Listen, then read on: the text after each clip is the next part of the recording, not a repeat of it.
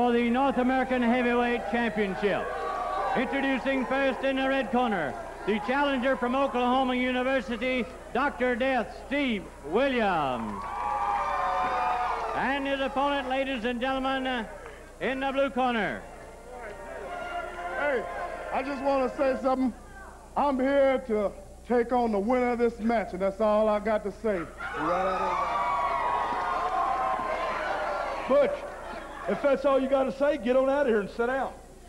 And across the ring, the North American Heavyweight title holder from Waxahachie, Texas, Captain Redneck Dick Murdoch. Your referee, Tommy Gilbert. Well, ladies and gentlemen, we've got the North American title on the line here in our television main event here on Mid-South Wrestling. I'm Jim Ross, along with Joel Watts. Once again, thanks very much for being with us. It's going to be Steve Dr. Death Williams challenging the North American title. Hacksaw Butch Reed, you heard him. He made a challenge to the winner. Butch Reed will be taking a seat outside the ring, and Bruiser Bob Sweetan is also an interested observer. Tag team partner of Dr. Death, Steve Williams. North American title on the line, one fall or television time remaining here on Mid-South. Dr. Death in quick with a beautiful fireman's carry. He takes Murdoch down to the mat. This should be a classic confrontation. Murdoch with the edge of experience. Dr. Death, whoa! Nice fireman's carry on the part of Dick Murdoch as well. Of course, Dick Murdoch, 272 pounds from Waxahachie, Texas. A proud Texan. I know he's a loyal follower of the Texas Longhorn football team. Of course, Dr. Death Steve Williams played football at the University of Oklahoma. I think enough said in that situation. It is a battle of the Red River. And the stakes are even more higher than that, of course. Title line. Dr. Death reversing out with a modified fireman's carry, barring the arm of Dick Murdoch. Murdoch up to his feet. I think this will be an interesting confrontation. And whoa, Murdoch there with a near fall. He's got Dr. Death in a pinning predicament. You won't see Doc down in that situation too often. In his 4 years in the NCAA as a four-time All-American for Coach Stanley Abel at the University of Oklahoma, not too many men put him in that position. But he wasn't facing Dick Murdoch every week either, Joe, for the Sooners. Oh, certainly not. As I was saying before, I believe this will be a very interesting confrontation because Dr. Death is in such fantastic physical condition, as we've spoken of many times before, but so is Dick Murdoch. He really knows how to pace himself. He's got that experience, but he's also got so much energy. He seemingly has a boundless reserve. He could go forever. I rarely ever see him get winded or tired in a match. He just keeps going, and he keeps that intensity level up for the entire thing. He never gets flustered, and he's always cool and calculating. A great thinker in the ring, as well as a fantastic, well-conditioned athlete. You know, with Ric Flair's statement that he made, that Bill Watts talked about last week here at Mid-South Wrestling, that Flair only wanted to wrestle the North American champion for the world's title. That puts Dr. Death right in this situation at this point in time. I know he's got his sights set on some lofty goals, and the North American title, the logical step. Dick Murdoch needs to retain the title, quite obviously, to get his match with Ric Flair. Hacksaw Butch Reed's got his name in the hat. Of course, Hacksaw Jim Duggan's got to be considered as one of the top contenders. No doubt about it. We have seen these two men thus far of the ring in close contact with one another. Not much distance between the two, and of course that's both of their grappling styles. They like to stay in there tight with the man because they both got a lot of strength and a lot of course, Dr. Death used the hair as a little subterfuge. There he goes again. Trying to maneuver Tommy Gilbert out of position, but to no avail. Gilbert breaks the hold, and now they're back up even. And Murdoch is hot. Murdoch's hot. He's ready to brawl. I can see with this match it'd be extremely hard to officiate. Good job there just moments ago by the official. Ooh, Murdoch with that elbow. And it found a home. Dr. Death is reeling. And Murdoch holding his arm. Dr. Death's got a hard hit. Murdoch with a body slam. Trailing the leg. 1-2. 1-2, and Dr. Death kicks out. Back up into a standing position, circling cautiously around Captain Redneck Dick Murdoch. I think both of these men respect each other very much, especially as we see the match progress. And they get to test out one another's strengths and weaknesses. Dr. Death firing a shoulder into that midsection. Captain Redneck there in the turnbuckle area. He drops a leg across the head of Murdoch.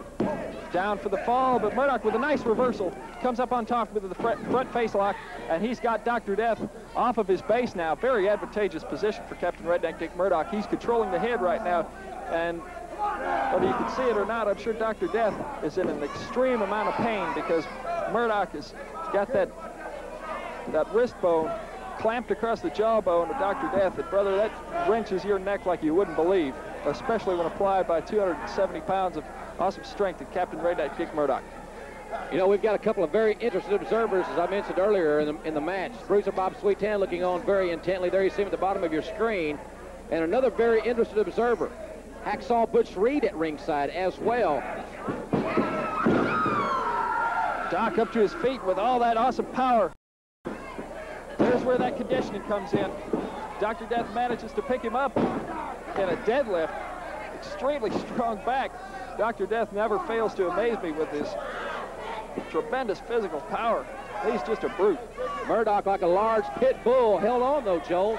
I'll tell you, this is quite a matchup. Quite a matchup. Remember, it's for the North American title, ladies and gentlemen, if you just joined us. Well, there you see the experience in play of Captain Redneck Dick Murdoch. He is staying in that front face lock as long as he can because it's controlling Dr. Death. But Doc, with all that power, manages to force his way out of it. That's how he was in amateur ranks back in college, brother. He didn't have all the technique in the world, but there wasn't anybody that could hold him down on the mat. There, Doc goes for the fall. Tommy Gilbert stuck in a bad situation there. But Dr. Death up to the rear chin lock. Here the fans get behind Dick Murdoch. As now we see Dr. Death controlling the head and therefore controlling the body. Good shot of Dick Murdoch there. You see a couple of front teeth missing. He's been in a few brawls. He's been in a few brawls in and out of the ring, Joel. Most definitely.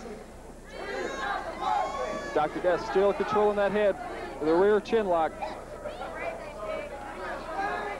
Scientific battle taking place right here in this Mid-South Wrestling main event. It's for all the marbles. The North American Heavyweight Championship, 27 pounds of silver and gold, and the gateway to the NWA World Heavyweight title held by Ric Flair. Dr. Death, Steve Williams now up from the power of Captain Redneck Dick Murdoch. Both of these men so powerful. There Murdoch goes for that arm whip, but Dr. Death with a beautiful reversal. He's got him up for the stampede. It looked as if he had him set, but he goes for the body slam. I think he was losing his balance with Murdoch. Murdoch takes him outside of the... Nice maneuver by Murdoch. He sidestepped him. It looked as if, I think Doc had a little bit too much confidence there. There's where that experience comes in, and there we see a little altercation between Hacksaw Butch Reed and Bruiser Bob Sweetan. Why you just go sit down? I think Reed will be... Oh! Bruiser Bob Sweetan hit Reed with a karate chop to the throat and took him to the steel post. Murdoch's got Doc up in an airplane spin, and he obliterates Tommy Gilbert.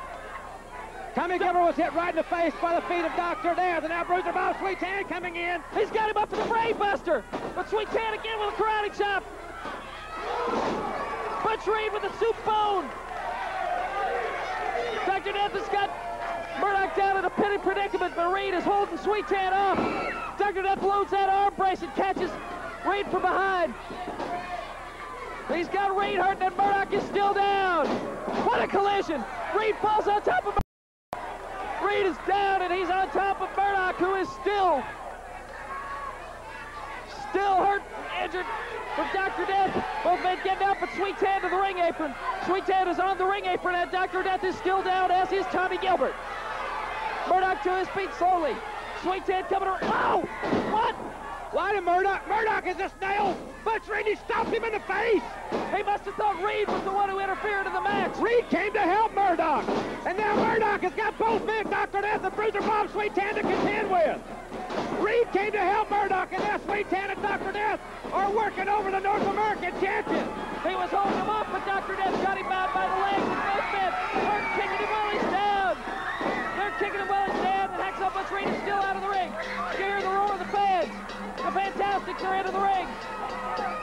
Al Perez, Wendell Cooley, they're coming to the aid of Dick Murdoch, who is being brutalized by head and death. Death. Hacksaw Butch Reed getting up slowly outside of the ring. Joe Reed came to help Murdoch. Why did Murdoch nail him? Reed. Ooh, Reed's hot. There's a soup ball right to the jaw. Oh, we've got it going right now. We got it going. Reed and Murdoch are going toe to toe. There's no reason for it, Jim. These two men. Oh, they are hot at each other. Oh, there we go.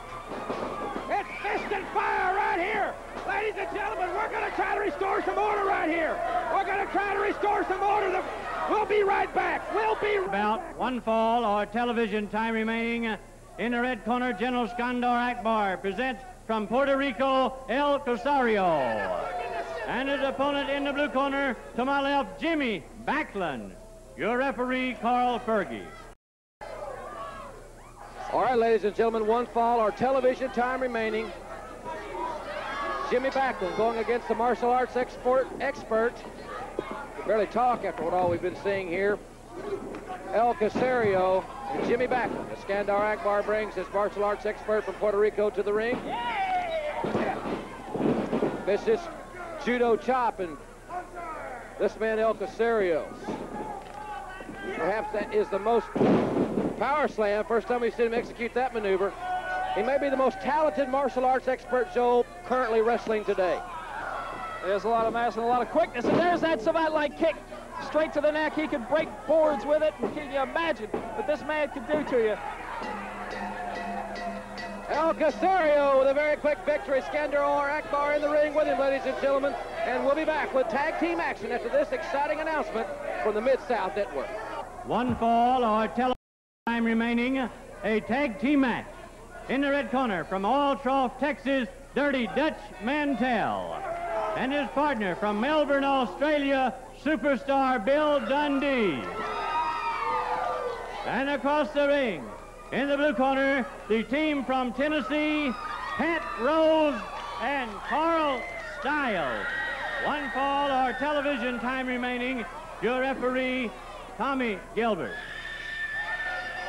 Hold it, Dundee. It's okay. I got a lot of respect for you, man. Please come over here. All right. I got a lot of respect for you. I admire you, as a matter of fact. Yeah, that's right.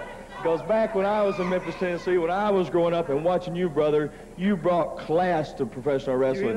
You brought glamour to professional wrestling because you were a winner, you are a winner, and you're a great man. Yes, sir, you too, Mr. Mantell. Come to think about it, back in my old wardrobe at home, I got a picture of you and me. Thank you, sir. Thank you. Right, I do. Tell you, You know, me and him have a picture together in Memphis. That's right. You know, then I noticed something that kind of irks me a little bit. A few weeks ago or something, you mentioned to Mr. Bobby Fulton not to do your strut any longer, right? Just Bobby Fulton, no That's right, that's right. Well, Bobby Fulton, you told him not to do your strut. That's right, he kept on doing it, didn't he? He kept on doing it. Now, if you had told me that, sir, I would have naturally quit that. But he didn't. All right. So I'm very proud of you. So that just brings me to a little presentation that I like to make to you. I wonder if I what you can had pull in that this out of bag. here. Hey, my suit, That's right. That's your suit. Mr. Dundee, I took care of a little midget for you because nobody beat you for that suit. That suit belongs to you, Dundee. You are a superstar professional wrestling, and you deserve that. Mr. Gilbert, That's right. Thank you. Well, certainly an interesting situation as Hot Stuff Eddie Gilbert comes to the ring, perhaps showing his true color. We know Dundee likes hot pink. He got his suit back, so he should be in a good mood for this final match here today on Mid-South Wrestling. I kind of wonder what he meant by taking care of the midget. That kind of baffling statement there. Dundee set to take on Karl Styles. Little jaw action from Dundee as usual. Very vocal competitor. You know, Karl Styles is just about as country as they come, but one thing about that farm boy from Tennessee, he's a strong rascal. He's 285 pounds, and the little superstar, on a test of strength there, has been off considerably more than he can digest. Well, Karl Styles bench presses in excess of 500 pounds. He is raw bone talent, power. Dundee and Mantell, a little double teaming there, keeping him their side of the ring, showing that you don't have to be big. Some tactics out, and some tag team strategy can help out as well. Karl Styles makes a tag, and in comes Pat Rose. Dirty Dutch Mantell setting himself quite quickly for that situation. He goes to the arm bar and twist, controlling Pat Rose and moving him into he and Dundee's corner of the ring. Tag into Dundee, and Dundee continues on the arm bar and twist. Whoa! Oh, he nailed Dundee right in the mouth. Right in the mouth, as square as he could. And that will, he may be going to the dentist tomorrow morning. Right in the mouth. I don't know if a blow of the mouth can keep him from talking, though. But, yeah, I think he practically have to break his jaw and wire it shut to make him be quiet. There he tags into Dirty Dutch.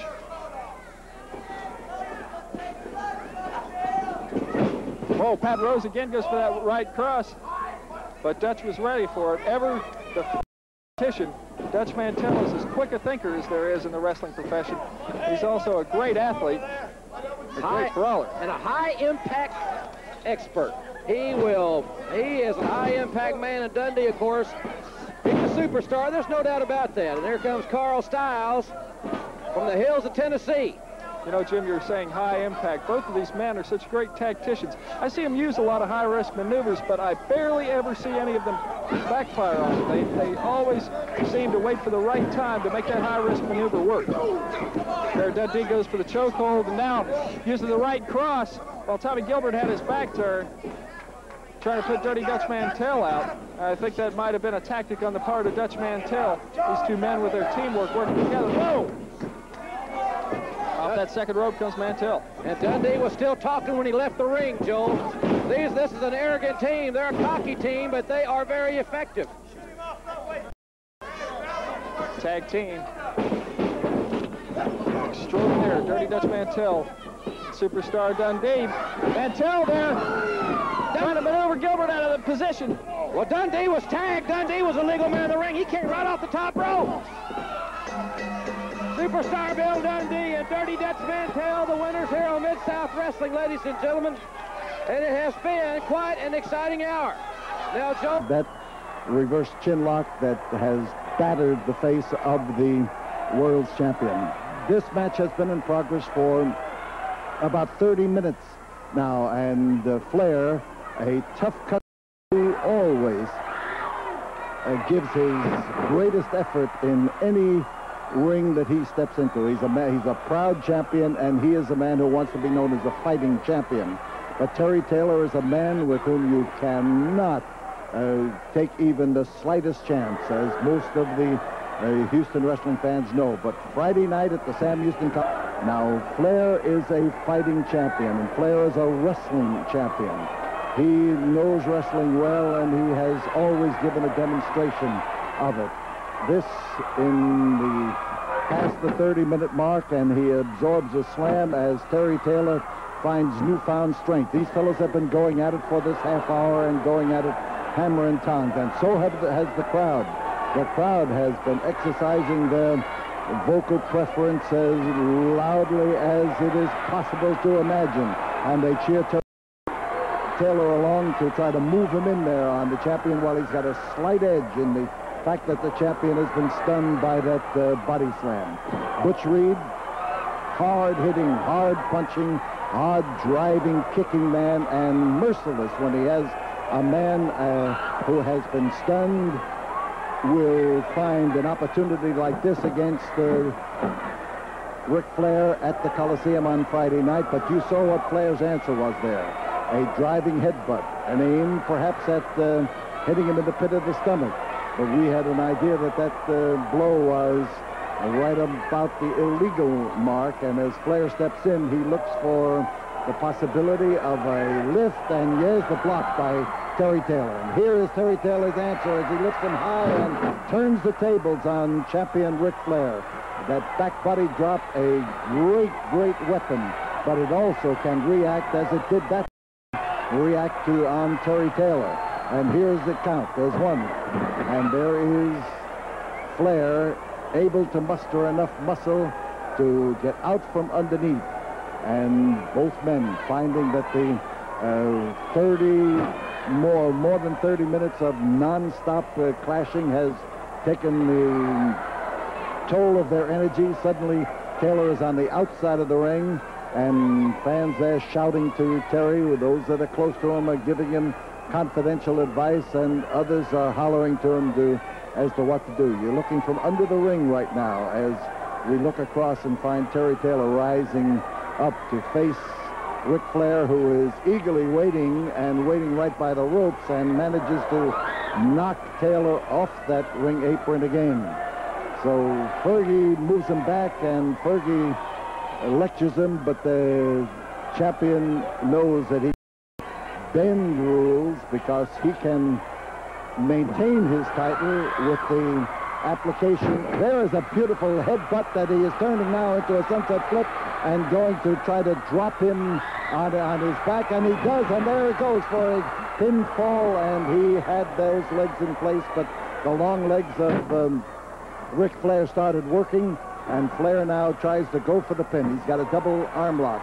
Beautiful bridge by Terry Taylor. He goes for the backslide, and he slides him back onto the canvas and came close. There was a count of 2. Look at the pleading look on that fan back there as she screams for Terry to come in and try to pin that champion down to that canvas for the required 3 count. Flair looking for he's looking for a drop off that top rope in order to take all the fight out of Terry Taylor, but Taylor comes in, and this could take all the fight out of Ric Flair. Oh, solid, hard, crashing landing from that body slam off that top rope. Bad move for Taylor. It was a good move when he started it, but when his fist drove into that canvas, there was no doubt about the fact that he had taken punishment with that, because that hand cannot be as strong. There's a nice way of ducking that, a flying body block, and Taylor's on top. There's 2, and just 2. Out from underneath comes World Heavyweight Champion Ric Flair. What you've got to remember is that Butch Reed, who will wrestle the champion at the Coliseum on Friday night for the title, is 275 pounds, 50 pounds more than Terry Taylor, and Butch Reed is a man who handles 500 pounds in bench presses in his gymnasium workouts, and has the power and the weight and the strength that Terry may lack. Terry doesn't lack anything in competitive effort. There is no question about that, as he tries now to give more punishment. Whirls him in there and catches Flair off balance, and Flair is sometimes top heavy in that category, and he went whirling over that top rope, and fortunately his legs came down first. It's a hard thing to withstand. We're looking now at a lift and a body drop, and again Terry Taylor finds that when he uses that particular hold, it also stuns him, and there you see a way of stunning Terry Taylor too, as Ric Flair puts that foot over the rope and is entitled to a count and entitled to a break in the hold. The fans cheer Terry for having added something to the walloping that he thought Ric Flair deserved. The throw into the, and Taylor back body drop. He got under him, he got him high, he crashed him down to the mat, and now he's really concentrating. And again comes that head of Ric Flair. A shoulder and face first, too. Down went Taylor, but Taylor gets a leg over the rope, and Terry Taylor got the leg over the rope, but the bell has sounded, and there it is. It goes to World's Heavyweight Champion Ric Flair, and the NWA belt goes to him and will be on the line at the Sam Houston Coliseum this coming Friday night, starting at 8 o'clock. And our ticket office is open Monday through Friday from 9 to 4. We'll see you at the Coliseum. He had him set, but he goes for the body slam. I think he was losing his balance with Murdoch. Murdoch takes him outside of the ring. Nice maneuver by Murdoch. He sidestepped him.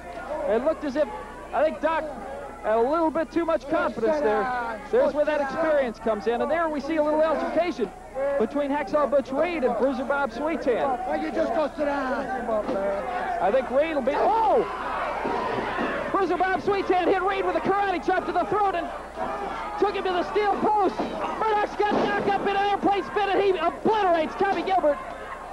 Tommy Gilbert was hit right in the face by the feet of Dr. Death, and now Bruiser Bob Sweetan coming in. He's got him up for the brain buster, but Sweetan again with a karate chop. Butch Reed with the soup bone. Dr. Death has got Murdoch down in a pity predicament, but Reed is holding Sweetan off. Dr. Death loads that arm brace and catches Reed from behind. He's got Reed hurt, and Murdoch is still down. What a collision. Reed falls on top of Murdoch. Reed is down, and he's on top of who is still hurt, injured from Dr. Death. Both men get down, but Sweetan to the ring apron. Sweetan is on the ring apron, and Dr. Death is still down, as is Tommy Gilbert. Murdoch to his feet slowly. Sweetan coming around. Oh! What? Why did Murdoch is just nailed. Butch Reed, he stopped him in the face. He must have thought Reed was the one who interfered in the match. Reed came to help Murdoch. And now Murdoch has got both men, Dr. Death and Bruiser Bob Sweetan, to contend with. Reed came to help Murdoch, and now Sweetan and Dr. Death are working over the North American champion. He was holding him off, but Dr. Death got him out by the legs, and both men are kicking him while he's down. They're kicking him while he's down, and Hacksaw Butch Reed is still out of the ring. You hear the roar of the fans. The Fantastics are into the ring. Al Perez, Wendell Cooley, they're coming to the aid of Dick Murdoch, who is being brutalized by Sweetan and Death. Hacksaw getting up slowly outside of the ring. Joe Reed came to help Murdoch. Why did Murdoch nail him? Reed. Ooh! Reed's hot. There's a soup ball right to the jaw. Oh, we've got it going right now. We got it going. Reed and Murdoch are going toe to toe. But there's no reason for it, Jim. These two men. Oh, they are hot at each other. Oh, there we go. It's fist and fire right here. Ladies and gentlemen, we're going to try to restore some order right. Ted DiBiase, Steve, Dr. Death Williams, Bruiser Bob Sweetan, three of the toughest athletes in the Mid-South, no doubt about it, with Mr. DiBiase back from Japan. You requested some time to make a few statements. At this time, Ted DiBiase. That's right, Jim Ross. Ric Flair very simply has put it. He will not defend the heavyweight championship of the world against anybody but the North American champion. Well, I'm here to throw my name in a hat because everybody in knows that I have undisputedly held the North American heavyweight title more times and longer than any wrestler that's ever held that belt. Am I right? Exactly right. You certainly have. Now, the forerunners, Dick Murdoch, I don't care about Murdoch. I can't stand Duggan. Butch Reed, you've got that TV title. That TV title could be the stepping stone I need, Butch Reed, because I need the leverage to deal with Mid-South. What am I talking about, Jim Ross? You know, some people in Mid-South get things when they want them. Duggan, Reed, Murdoch, but Ted DiBiase doesn't get anything unless he's got leverage. Leverage means a title. Now, when I left for Japan, I had that leverage. One half of the Mid-South Tag Team titles. Unfortunately, I came back to Mid-South and I don't have that leverage.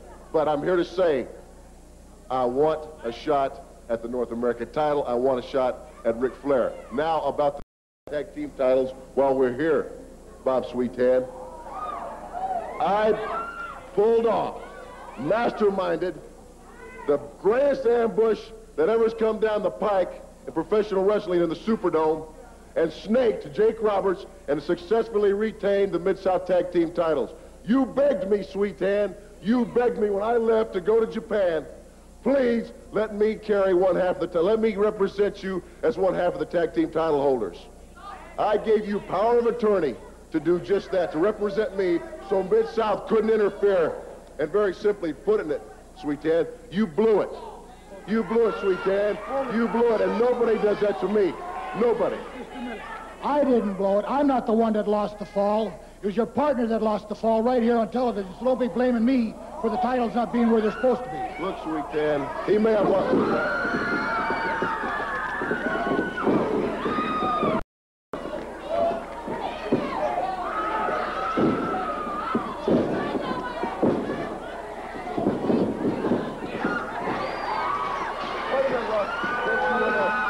Now we've taken care of that business.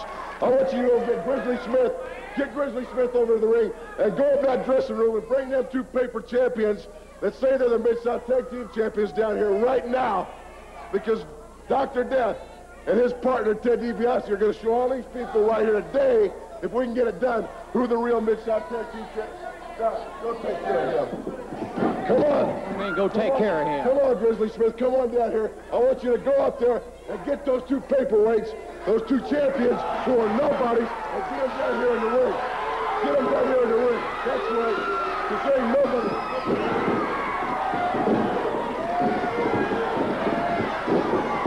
Boy, this is broken down to a pair 6 brawl. Looks like Sweetan was tired, so to speak, but he isn't taking it too well. He's badly lacerated. But Sweetan, a former brass buck champion, and Steve Rat, toe-to-toe. Dr. Death coming from behind with a steel chair. He's thrown in the ring to DiBiase. Sweetan's intercepted that chair. He's ripped DiBiase's coat. He's ripped his shirt. Bob Sweetan will show you why he's a brass buck champion. And DiBiase and Dr. Death. Dr. Death just got crowding it. It's out of control here. Bruiser Bob Sweetan is really hot. DiBiase ripped from limb to elbow, his coat in shreds. We'll be back after these words from our sponsors. Wrestling one fall with a 10-minute time limit. In the red corner at 235 pounds from Tampa, Florida, Dick Slater.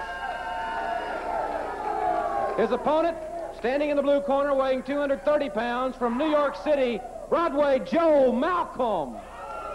Your referee is Carl Fergie. Well, Broadway Joe being introduced. His opponent, the unpredictable Dick Slater from Florida, as Carl Fergie called for the bell, Bill, and we're underway. And boy, it's not an oversight of Jim Ross that we didn't introduce the lady with Dick Slater. Dick Slater said so far, her name's none of our business. So we don't know what her relationship is, whether she's a valet, a companion, or just what. But Dick Slater is a tremendous bundle of nervous energy. He is a double tough athlete, as Broadway Joe is finding out. 235, 240 pounds, Dick Slater. Asks no quarter and gives none. Says he has a mission. He won't say who has sent him on the mission. He says he's after the dollar. Well, he's always been after the dollar. Let me tell you, when you get in pro wrestling, you better be after the dollar, and you better be serious about it, because it's not a kid's game, as he paintbrushes Broadway Joe.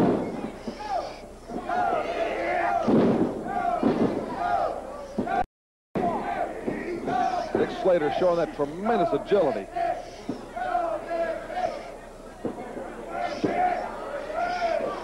Slater going to like a Russian foot sweep maneuver.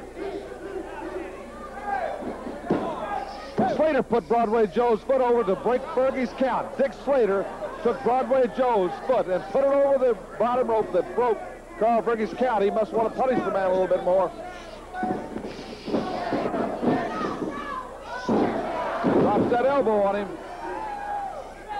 Well, without any particulars, we don't know her name, Bill, but she is in his corner on the outside. He watches of the ring. intensely. What's this maneuver? Up for an airplane spin. Fall away.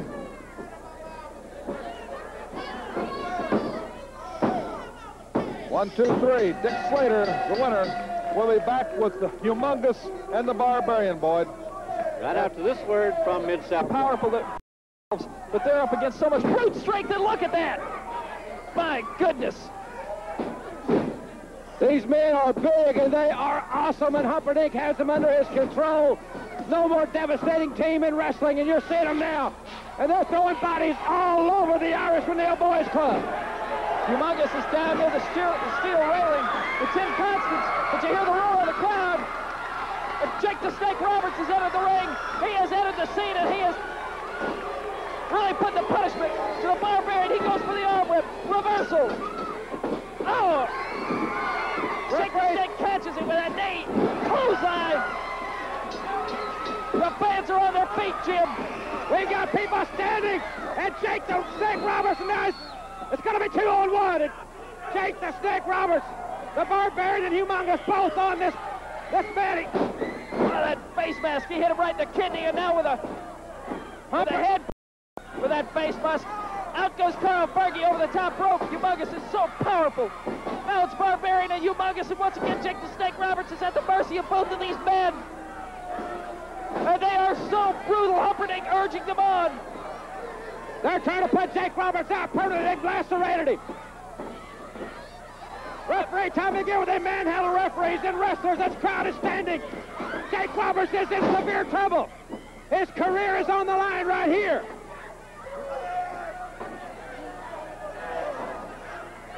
Gosh, these men are just brutalizing Jake Roberts.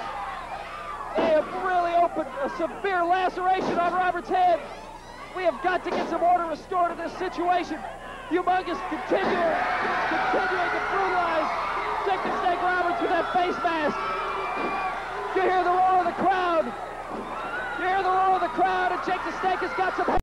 He has got some help in the form of Hacksaw Jim Duggan, and he's got a steel chair. He has got a steel chair. Hacksaw Duggan standing them off. Hacksaw Duggan has brought the furniture in the ring. And Jake Roberts is in deep trouble, ladies and gentlemen. Fall with a 10 minutes. Wait a minute, I'm the only one that can introduce this team properly. The team that they said couldn't be put together. The most awesome duo in professional wrestling today. The Guardians to the gates of hell. The Barbarian and Humongous. Ladies and gentlemen, their opponents at a combined weight of 450 pounds, the team of Tony Falk and Pat Rose. Your referee is Tommy Gilbert. Tag team action now as Jim Ross introduces the team of Tony Falk and Pat Rose. Sir Oliver Humperdinck tells us about his team of Humongous and the Barbarian. Tommy Gilbert calls for the bell. Bill Watts is ready. Humongous, the road warrior, the war lord, or whatever you call him, he just is on the attack constantly. To see such a contrast in physique between Humongous, the Barbarian, and their mental mentor, Sir Oliver Humperdinck. It's strange how a man with a body like that would be attracted to such tremendous physiques, but even more strange how they would listen to such a toad. However, Duggan and Jake the Snake, what a collision, what a collision. Sparks should fly, the Barbarian, awesome size. These guys, 6'6", 6'7", over 300 pounds, not an ounce of fat on them. And Tony Falk, ladies and gentlemen, Tony Falk looks to me like he weighs 235 pounds, and he's just like a rag doll out there. Oftentimes people ask us, how do you book matches like this? Well, in wrestling, professional wrestling right now, there's very little in the junior heavyweight division, but that's 225 and under. So you'd still have to go into the heavyweight division, which is still the thing even in amateur wrestling. And you've got to you're out there. And they guys, in order to make the big money, they got to go against the top studs. And without a doubt, this team could surpass the Road Warriors, the Freebirds, anything else. As far as physical, I've never seen anything like it. Except maybe Hacksaw Duggan and Jake the Snake. Jake the Snake with his devious mind and the DDT. And Hacksaw Duggan with a heart as big as the Superdome and the tremendous athletic ability, and especially on the crest of running Skandar Akbar and his crew out.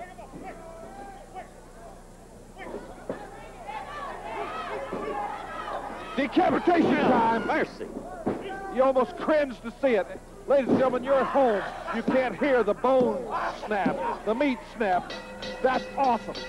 And the team of Humongous and the Barbarian take the measure of Falk and Pat Rose. We'll be back to listen to and see in action the international star Mad Dog Buzz Sawyer after this important message. Here with Mad Buzz Sawyer, one of the most internationally acclaimed wrestling stars in the profession. He has a few comments to make to the fans of the Mid-South. That's right. You know, down here in the Mid-South, every time I hear something about wrestling, I hear the Mid-South. First I go to New York. When I get down with New York, I slap Hogan and all of them around. They kick me out because they ain't tough enough. Then I go to Atlanta, GA, and I smack and beat everybody down there, and I'm too tough. And what do they tell me? They say when you come to this place here, that's when you prove you're the toughest. Because this here is where it all happens. You shut your mouth. This here is where the Mad Dog is going to show you people what the Mad Dog's like. So get ready for it. Those comments from the Mad Dog. One fall with a 10-minute time limit, introducing first in the red corner at 255 pounds, St. Petersburg, Florida, Mad Dog Buzz Sawyer. His opponent weighs 232 pounds from Panama City, Florida, Richard Dunn. Your referee, Carl Fergie. Rick Dunn will be the man that takes on Mad Dog Buzz Sawyer. Fergie calls for the bell quickly, and the match is underway. Mad Dog has just attacked him. I don't know what he is so vicious. Look at him rub his face into the mat cover. There's, you know, a mat cover of canvas out there. If any of you kids that wrestled amateur and never got a mat burn, you can know how much deeper and worse it is off that canvas. It eats you up. Turns your face to your knees, your elbows in the hamburger. Rick Dunn is bleeding in the head as Buzz Sawyer just attacks you. His whole body is a weapon. What a collision between he and Duggan, because neither one of them, they don't care about their own personal safety. There's a whole of tremendous new stars invading Mid-South. This could be the most competitive season. Power slam! Power slam! He made short work. The Mad Dog, he just reminds you of a pit bull. Look at him there, boys. He took him out, Bill. He never got out of the starting blocks. Carried it to him, Mad Dog Buzz Sawyer for the victory. We'll have Hacksaw Duggan and Jake the Snake coming up after this word from the exciting Mid-South Wrestling television. Gentlemen, this tag team event on Mid-South Wrestling, one fall with a 10-minute time limit. Introducing first, the team in the red corner. At 234 pounds from Florida, Jerry Gray. And for parts unknown at 280 pounds, the Nightmare. Their opponents at 252 pounds from Atlanta, Georgia, Jake the Snake Roberts. And his partner at 278 pounds from Glens Falls, New York, Hacksaw Duggan. Tag team. The cheers for the Nightmare and Jerry Gray, but those cheers turned to cheers. The fans here as Hacksaw Duggan and Jake the Snake was introduced. Boy, the pace is picking up. This is a great main event. We still have a television title match coming. Hacksaw Butch Reed against the powerful newcomer Bad Bob Brown. Then the Fantastics against Dr. Death and Ted DiBiase. And next week we're trying to sign for the first time ever on TV a pole match. A showdown involving the Fantastics and Dutch Mantell's whip. Jake the Snake will wrestle El Corsario, who's undefeated here on TV. He will not have Akbar with him. And Hot Stuff Eddie Gilbert has an audacious offer for all the young ladies. Don't miss next week. And now we see why Jake the Snake is such a dangerous opponent. He's always thinking. He's always got something on his mind. And I'll guarantee you the greatest thing he had on his mind was getting Hacksaw Jim Duggan on his side as the Nightmare, a powerful man. Former North American champion, just found out. Listen to this crowd chanting, boys. Duggan, Duggan, Duggan. They love him. He's been through so much here. They really appreciate it. He caught Jerry Gray in midair. Look at the strength and the power of Jim Duggan. Jerry Graham kicking the midsection. Jake the Snake. And Jake the Snake says this thing has happened with he and the Barbarian. There has to be a final solution. Something that's never been done ever in the history of wrestling. He said he's thinking on it. He stays up night about it. The people want the DDT. They're calling for it. The Nightmare came from behind. Duggan speared him out. Jake the Snake setting. He's going to use Big Duggan as a weapon, but Jerry knows better. But he walks right back in to the spider's web, to the rattlesnake's den. The DDT, and listen to this crowd. They love the DDT, boys. He got him as Duggan keeps the Nightmare outside. Jake the measure of Jerry Gray. We'll be back. The television title match coming up after this word. South television title, one fall or 15-minute time limit. Introducing first the challenger standing in the red corner at 260 pounds from Macon, Georgia, Bad Bob Brown. His opponent is the Mid-South television champion at 265 pounds from Kansas City, Hacksaw Butch Reed. Bill, what's are you here? An exciting packed house here at the Irish McNeil Boys Club in Shreveport, Louisiana. Really vocal in their support. Great, great matches, and this should be more of the same for the Mid-South television title. Makes it a one-fall, 15-minute time limit. The champion Hacksaw Butch Reed versus the challenger Bad Bob Brown. That's right, boy, and the streets were flooded. There was an intense thunderstorm, high winds, hail, and everything, and yet the people came out. Again, I think professional wrestling fans are the greatest fans in the world, and I'm proud of every one of them. They're two powerhouses. You know, I read a lot of the fan mail. We don't get to answer a lot of it. And somebody said, Butch Reed was a muscle-bound stiff. Let me tell you something, partner. Butch Reed's got a weightlifter's body because he spent a lot of time in the gym. But at Northeastern Oklahoma A&M in Miami, Oklahoma, he's a junior college All-American. He then was All-American linebacker at Central Missouri State's College. He then played for the Kansas City Chiefs. But he was powerlifting and working out the whole time. You better check yourself out, you critics at home. And when you start accusing somebody like Butch Reed of being a muscle-bound stiff, you ought to get in the ring with him. One thing you'll find out, he's stiff. He's stiff as steel.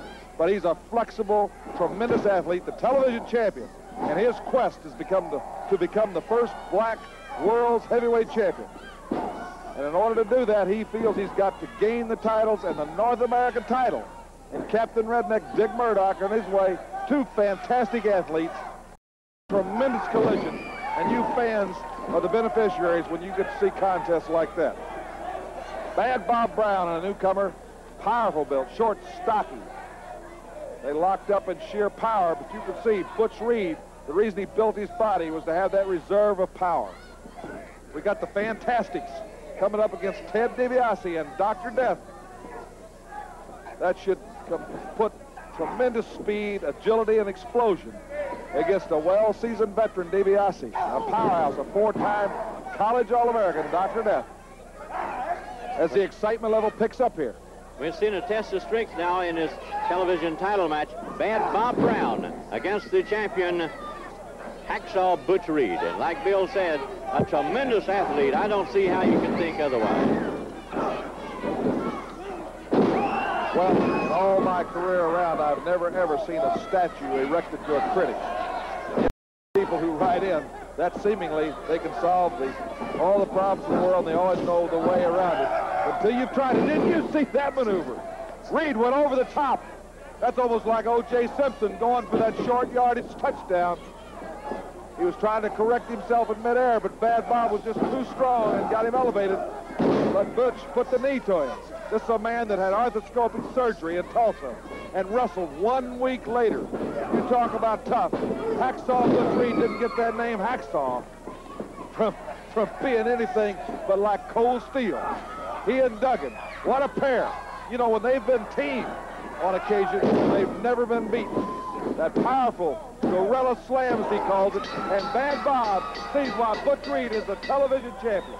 And Reed retains that medallion and the title, and we'll be back with that exciting tag team battle after this word from Mid-South Wrestling Television. Mid-South Wrestling, one fall or television time. Ladies and gentlemen, introducing the team in the red corner at 262 pounds from Oklahoma University, Dr. Death, Steve Williams. His partner at 255 pounds from Omaha, Nebraska, Ted DiBiase.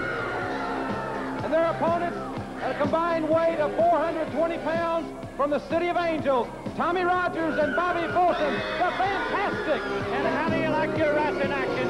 Rough and rugged, fast and furious.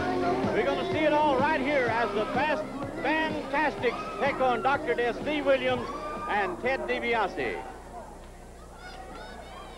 Tommy Gilbert says, give me one from each team. There he goes, Bobby Fulton and Dr. Death. Boy, you're going to see here a classic confrontation between junior heavyweight size tag team specialists in the Fantastics. Fulton and Rogers. There's no way that in a single match that they should have to face a team like this or a single match like this. But these guys are specialists, much like the Rock and Roll. And DiBiase and Dr. Death, former Mid-South Tag Champions, are specialists of their own too. But they are about 30 to 35 pounds apiece bigger. So it's going to be a classic matchup. You're going to have the cat-like quickness and the tremendous explosion and capitalize on a mistake because it only takes 3 seconds. You see Bobby Fulton between Dr. Death's legs, two drop kicks, a couple of arm drags, and just how fast the momentum can change. These guys are quick. They're sudden. And Tommy Rogers out there has explosion in every move and every fiber. Dr. Death showing that power, tremendous power. Ted DiBiase, a man that causes more problems than any other man ever in Mid-South, a man that just seems to, things just happen. And what we saw earlier, Ted DiBiase got his clothes literally defrocked Bruiser Bob Sweetan, a former brass knucks champion. So DiBiase still may have that focal point on his mind. But this is an important match because the winner, without a doubt, would be the #1 contender to face Al Perez and Wildcat Wendell Cooley. And of course, next week, we are trying to have something we've never before ever had on Mid-South TV. He's almost pinned DiBiase. A pole match. That's with a pole. A showdown situation involving the fantastic and Dutch Mantell whip up on top of that pole. Jake the Snake will meet the undefeated martial art expert, El Corsario. And look at Tommy and Bobby strut around, which Bill Dundee, if he's watching the monitor, is just seething because the whole issue started with Dundee and them over the fact that Dundee said he was the only one that had the right to do that cocky little strut. And of course, Eddie Gilbert last week surprised everybody in coming back and presenting to Dundee the pink suit that the won and said he took care of that midget. Now, we've been trying to find out what happened to that midget. It's a very clouded situation. I called the booking office in St. Joe, Missouri, and they said that he was in the hospital, but they didn't want to divulge what happened. They said it was a heinous act, and I can only hope that Eddie Gilbert wasn't really truly at the bottom of it, that maybe it was Dundee that just put him up to that. But anyway, Eddie Gilbert certainly had a mutual admiration society for superstar Bill Dundee. Clothesline. Dr. Death and DiBiase. Bigger, stronger, well-oiled, well-experienced in tremendous competitions with a lot of pressure. You see Dr. Death, that quick football drill, that the man who's pulled down from 305 pounds to 262. Tremendous condition, tremendous endurance. Bobby Fulton exhorting Rogers to get up. Rogers all heart. You've got to be so quick. You got to remember, though, these guys, Rogers and Fulton, the fantastic tag team specialists. Seldom ever in a single match. The crowd solidly behind them, chanting, "Go, Tommy, go. Go, Tommy, go." These young kids just got their hearts are right out on the line at every moment. DiBiase arm whip, reverse elbow. Ted DiBiase, a man very upset. He'd left for Japan some 5-6 weeks ago as one half of the Mid-South Tag Champion. Sleeper. DiBiase's got Tommy Rogers in the sleeper. Tommy quickly. Tremendous maneuver. Dove between the two turnbuckles. Whiplash for Ted DiBiase. Tommy trying to get to his partner to tag him. DiBiase coming to cut him off. A shot into the solar plexus. Put him to the corner and tags Dr. Death. Dr. Death quickly in the ring. Clothesline. Ladies and gentlemen, we have 3 minutes of television time remaining. We're going to stay with this match as long as we possibly can. Dr. Death quickly. Tommy Rogers so quick. He's moving in and under him. Some of the toughest matches for a heavyweight to wrestle. Oh, good golly. Tommy Rogers just flung himself right over the top of Dr. Death. Dr. Death. Backbreaker. Tommy's hurt. Tommy's hurt. Could have damage to his kidneys. Oh, my goodness.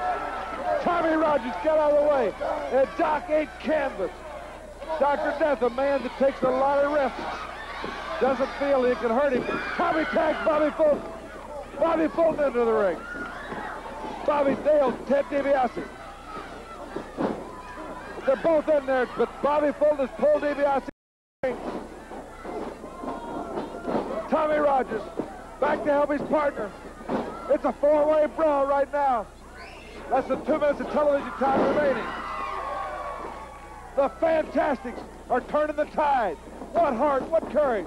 Double drop kick. That adds their weight together and they impact this combined weight of both of them. DiBiase. DiBiase's going in. He's loading that glove. He is loading it up, Bill. Dr. Death, as the referee puts Tommy Rogers out, Dr. Death went up. Oh, my golly, Bobby Fulton, I don't know how he survived it. Bobby Fulton beat Doc up. He's got Doc pinned. Tommy Rogers coming. DiBiase. DiBiase strikes, and he's back out. Referee was out of position. He was down to count the fall. Dr. Death has the fall. Boy, what action, what action. This thing, without a doubt, you see why Ted DiBiase, a man to be Ted DiBiase's back. It's a fantastic, a valiant effort. They came to see it, and they're seeing it. So, Bob Sweetan, he has bent the barricade, the steel barricade around here, and you can see him now as he falls back into the ringside portion of it. DiBiase, he's left his mark on Bob Sweetan, and he is giving referee Tommy Gilbert a tough time. And there into the turnbuckle goes Sweetan. You see him laid up against that immovable object, and Sweetan himself has been a type of immovable object in that he has absorbed that punishment and has not yet taken on an attitude of complete defeat. So it's DiBiase in the ring and DiBiase out of the ring. He comes out again. He is determined that he's not. Oh, we've got to be careful. There is Bob Sweetan's answer. Sweetan, a master of the pile driver himself, and when he felt that hold about to go on him and knew that out on the concrete the hold could be devastating and deadly, he managed to find enough strength to throw Ted DiBiase into the air and down to the concrete. DiBiase up in the air, and as he comes down, he caught one of the jaw with that taped fist, and you could hear that roar out of the crowd as the blow took effect. Ted was hurtling through the air at the time that he was clobbered, and Sweetan is bleeding and bleeding badly. He has taken a lot of contact with the chair on the outside, with a fist on the outside, with a barricade on the outside. There's the count. There's the count. The count is 8. And Bob Sweetan managed to get up to his feet, and here you see him with very little to offer to harm Ted DiBiase or to stop him. But DiBiase wants to get him down, wants to put him down, wants to keep him down, and Bob Sweetan has got the guts to be able to get up. He is doing it. This is one of those cases where guts can just lead you into a lot more punishment. There is Bob Sweetan. This is the climax of a bitter feud between this pair. This is the climax of a long siege of happenings, and it is breaking out into this absolute finish match tonight as Sweetan fights his way up to his feet, into the ropes and the crotch hold, and a power slam, and DiBiase on top.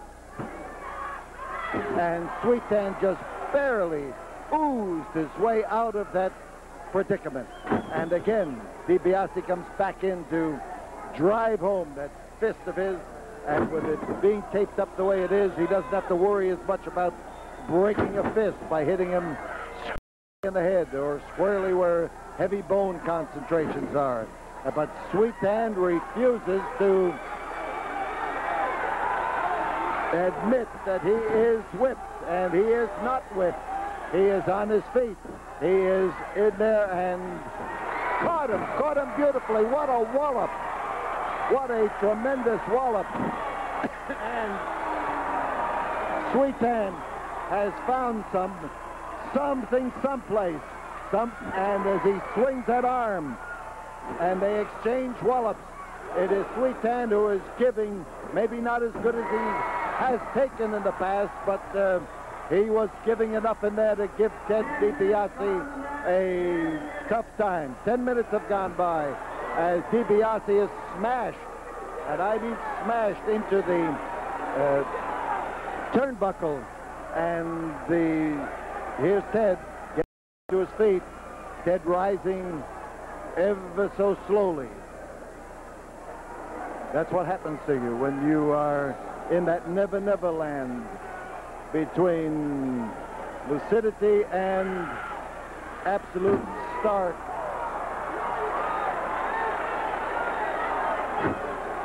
dead out. And listen to those fans. They're bloodthirsty, you bet they are. They want Ted DiBiase to get his comeuppance, and they want Bob Sweetan to give it to him. Now it'll be DiBiase who will be getting a count. There's 2, there's 3, 4, 5, 6, 7, it's 8, and Ted DiBiase makes it up to his feet. Here he goes for the pile driver. Goes the master at the pile driver. DiBiase is cut. DiBiase is bleeding, and Sweetan is bleeding. And now we could have a pinfall too. A man has to be thinking at least. He knows the difference between being pinned and being counted down for the count of 10. DiBiase's in trouble. He's in bad trouble. Sweetan has found his second win. He has called on his reserve, and he is now trying to batter Ted DiBiase down. Well, DiBiase hit him, but not with a blow with any steam on it. That was a little bit harder. And now it's DiBiase who drops him on his back and on his neck. And the suplex hold may have worked.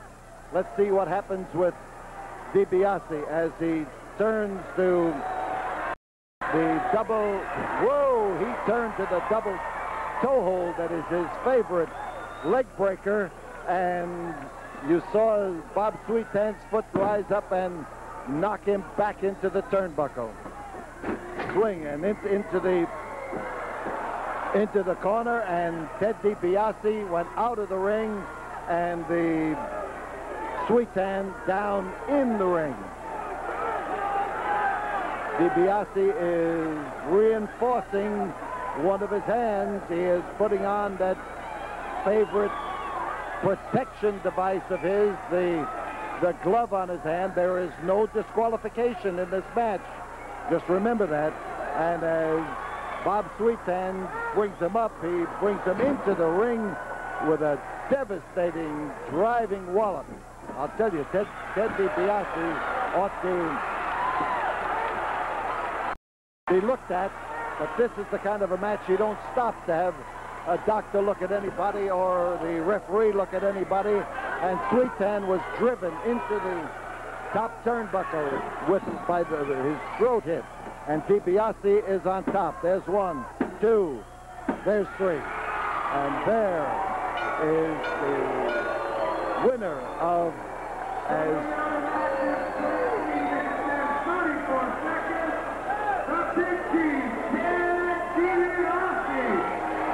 Ted DiBiase.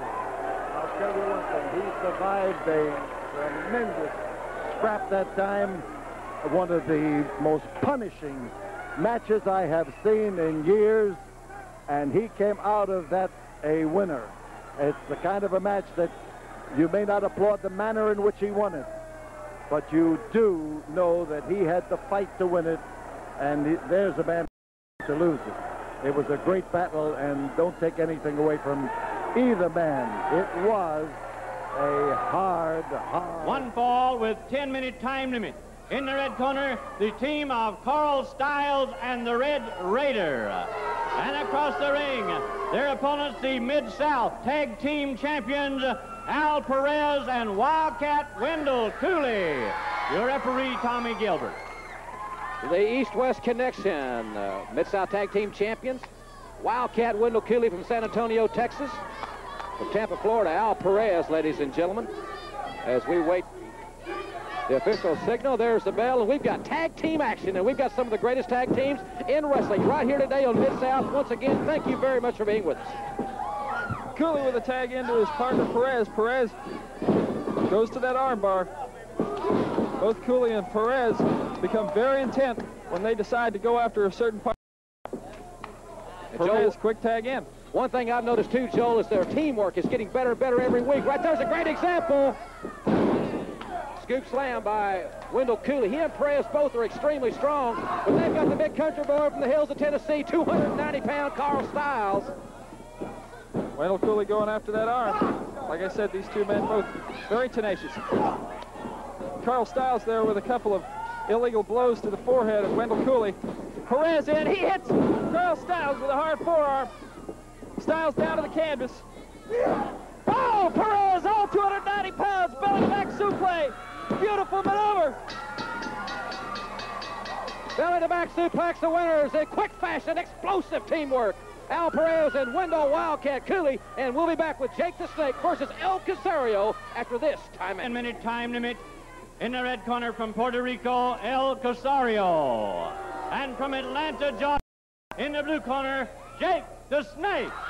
Carl Fergie, your referee. Jake the Snake Roberts, the man with a DDT, and you could hear the fans yelling DDT, DDT, as we came on here, ladies and gentlemen. Carl Fergie calls for the bell. It'll be El Corsario. And Joel, one point I want to add right here, well, matter of fact, 2 points. One is El Corsario undefeated on television thus far. And secondly, General Skandar Akbar is missing. He isn't at ringside. We heard that explanation from Cowboy Bill Watts last week in regards to Akbar's disappearance. Thanks to the Midnight Rider and Hacksaw Duggan, Hacksaw Reed, Akbar has gone to the sanctuary of who knows where. Well, it's certainly good news in my opinion. I can't say that I particularly cared for Skandar Akbar. The action in the ring speaks for itself. A Mid-South Wrestling main event. El Corsario versus Jake the Snake Roberts. Corsario poised with that karate chop. Referee Carl Fergie was there.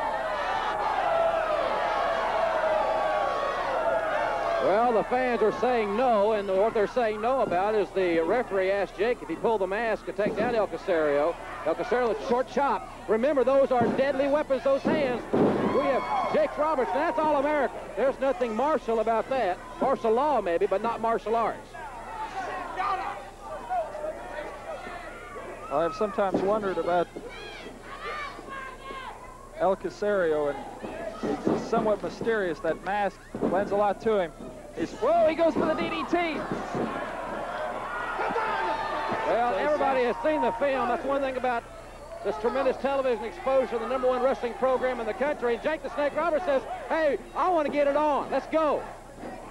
Whoa, Corsario. So I was saying, you got to wonder about him sometimes. He's have an extremely devious mind, but Jake the Snake can fight fire with fire in that department because he is most certainly one of the quickest thinkers in the wrestling business. El Corsario quickly gaining momentum on Jake the Snake.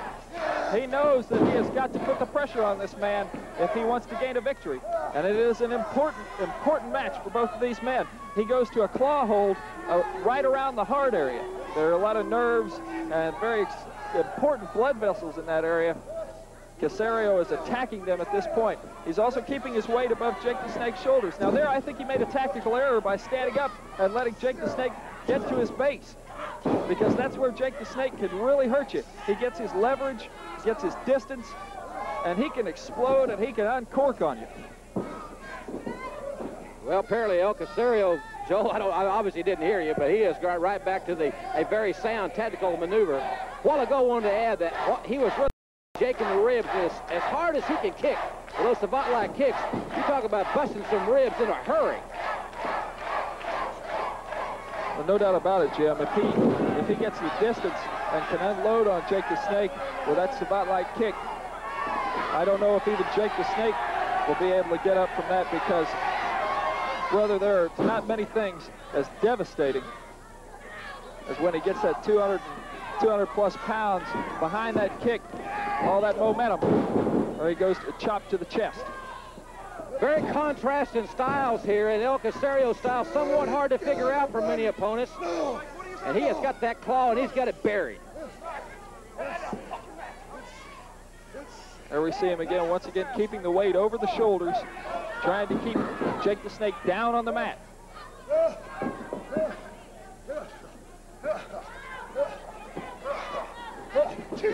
Don't forget, Gentlemen, stay with us. Coming up, for the first time ever on television, a whip on the pole, tag team matchup. We'll tell you more about it a little bit later in the hour. But whatever you do, don't go away.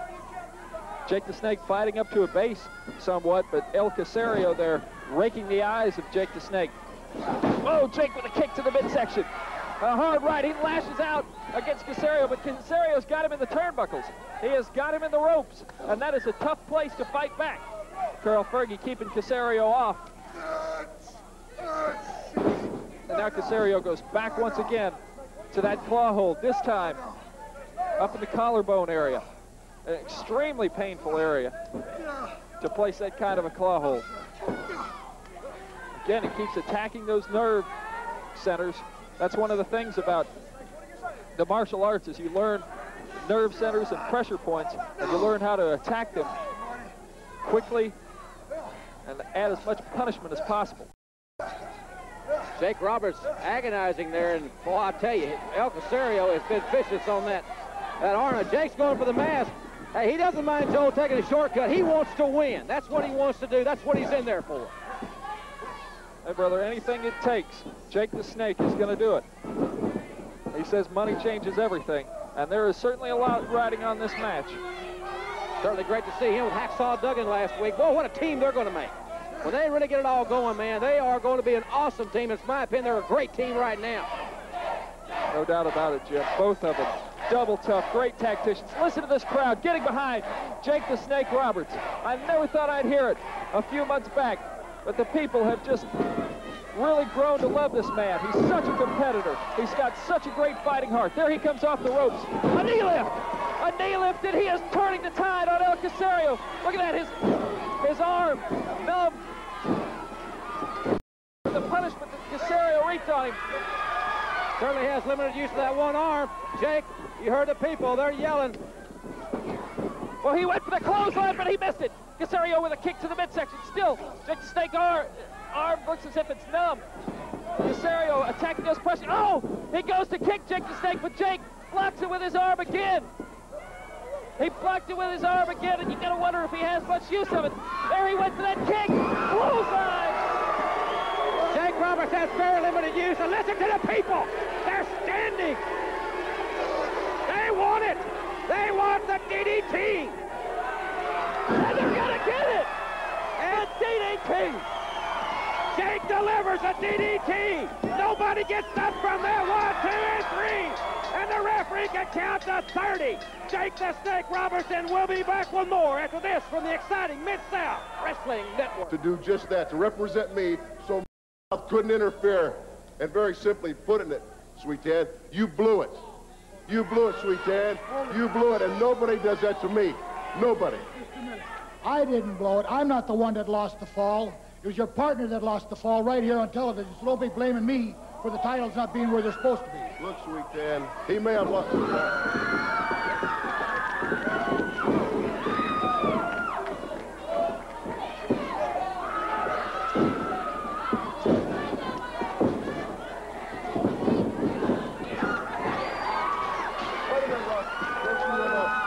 Now we've taken care of that business. I want you to go get Grizzly Smith over to the ring and go up that dressing room and bring them 2 paper champions that say they're the Mid-South Tag Team Champions down here right now, because Dr. Death and his partner Ted DiBiase are going to show all these people right here today, if we can get it done, who the real Mid-South Tag Team Champions. Now, go take. Come on. I mean, go take care of him. Come on, Grizzly Smith. Come on down here. I want you to go up there and get those 2 paperweights, those 2 champions who are nobodies, and get them down here in the ring. Get them down here in the ring. That's right. Because there ain't nobody.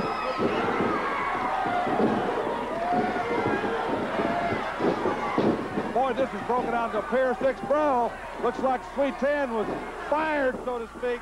But he isn't taking it too well. He's badly lacerated. But Sweetan, a former brass buck champion, and Steve Rat, toe-to-toe. Dr. Death coming from behind with a steel chair. He's thrown in the ring to DiBiase. Sweetan's intercepted that chair. He's ripped DiBiase's coat. He's ripped his shirt. Bob Sweetan will show you why he's a brass buck champion. And DiBiase and Dr. Death. Dr. Death just got crowding him. It's out of control here. Bruiser Bob Sweetan is really hot. DiBiase ripped from limbs to elbow, his coat in shreds. All our 10 limit. In the red corner from Omaha, Nebraska, Ted DiBiase. And his partner from Oklahoma University, Dr. Death, Steve Williams. And across the ring from the state of Kentucky, Tony Falk. And Chattanooga, Tennessee, Pat Rose. Tag team action, ladies and gentlemen, here on Mid-South Wrestling. Thank you very much for staying with us. Jim Ross and Joel Watts at ringside as we get ready to kick this one off here, ladies and gentlemen. The referee calls for the bell, and in my opinion, Joel, and it's just strictly my opinion, but I feel like that Ted DiBiase, Dr. Death, Steve Williams are as good as any tag team in wrestling. They have it all, and I think that Mr. Rose and Mr. Falk are in for a true test in this encounter. Well, Rose and Falk are certainly in for a true test, as you said, Jim Ross. But I think Al Perez and Wendell Cooley are going to be in for a true test as well. Whoa! Dr. Death with a hard right uppercut. Pat Rose, he fires Rose off, elevates him. And now Dr. Death quickly and confidently tagging into his partner. They wrestle together as well, as you said, Jim, as anybody in wrestling. They're a hard elbow. You notice they haven't even let Tony Falk get into the ring yet. Rather, they haven't put Pat Rose in a position to tag. They're Rose in a position to make a tag, but he was just too obliterated to even do it. DiBiase just pulled Falk in. High vertical back suplex. DiBiase has every single offensive maneuver in wrestling. He has the master, no doubt about it. I did think we saw a tag there, Joel, and these men are devastating. And that clothesline, he was number 76 from the Oklahoma Sooners. Thank you for correcting me on that, Jim. Whoa, what a headbutt. There, Dr. Death can be so vicious. He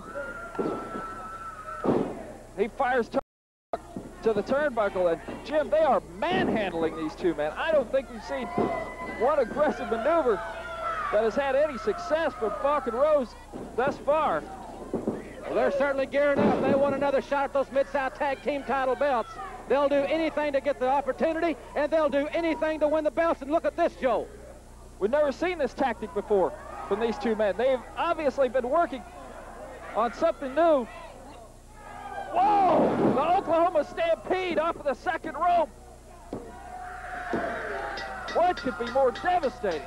A tremendous victory for DiBiase and Dr. Death. And we'll have a special presentation from Hot Stuff Eddie Gilbert when we return after this. Hot Stuff Eddie Gilbert has requested and has been granted time by the Mid-South Wrestling to present an announcement at this time. Thank you, Boyd Pierce. You know, I have a great, great legion of fans, I think.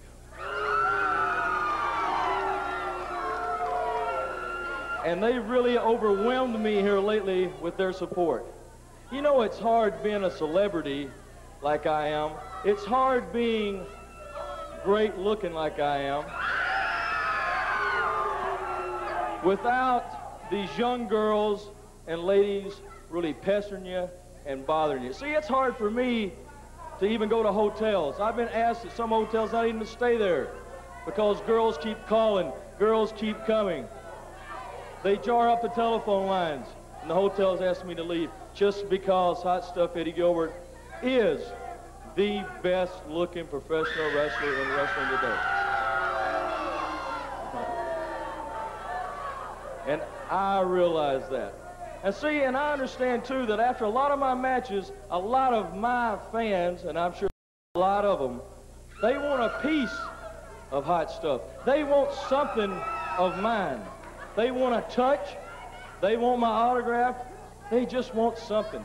So, boy, with the brain that I have, I came up with a solution to that. I came up with a great solution to that. What we have here, ladies and gentlemen, is Eddie Hot Stuff Gilbert's solution to all you girls out there that's ever wanted a piece of hot stuff. Please control yourself, please, please, please.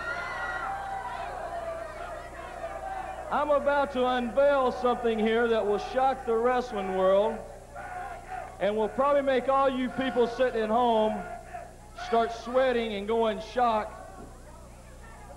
and want to grab a hold of your TV set and pull it up next to you. and put those rosy red lips of yours up to this. So what I'm going to do is, oh, this is hard. This is hard. This is hard. This is hard. I'm seriously, I'm telling you, please control yourselves when this happens. When I take this black covering off, I want everyone to control themselves. Please. Because I realize that what you're about to see is going to make you just tremble and smile. So here we go. Ladies and gentlemen, let me show you what I've done for some lucky person.